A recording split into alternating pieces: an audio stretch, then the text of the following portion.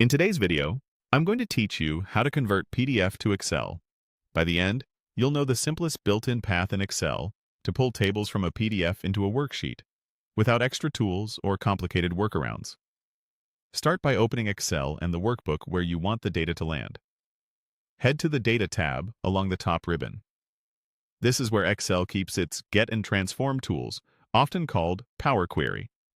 If you're on a recent desktop version of Excel, you'll see it clearly. If not, make sure your app is updated so the options appear.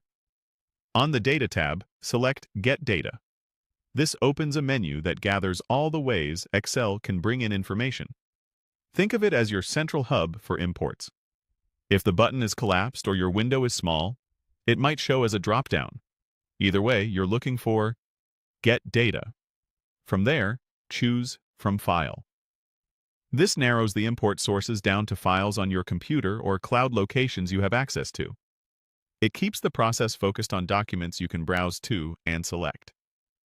Next, choose From PDF. This tells Excel you want to connect to a PDF document and look for tabular content inside it. Behind the scenes, Excel uses a PDF connector to scan for pages and tables that can be structured into rows and columns. At this point, Excel will guide you with on-screen prompts. You'll typically browse to your PDF, and then Excel will analyze it.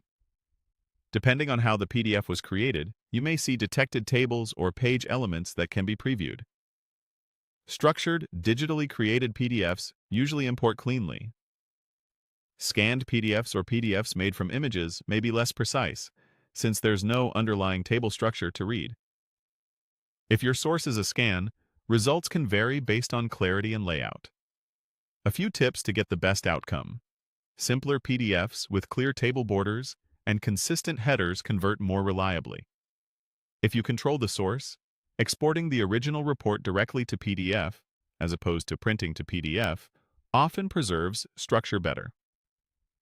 After bringing data into Excel, plan to review headers, column alignment, and number or date formats to ensure everything behaves correctly in formulas and pivots. If you don't see the PDF option, update Excel and confirm you're using a desktop version that includes Power Query. Also note that very large or complex PDFs may take a moment to analyze. That's it. Data, get data, from file, and from PDF.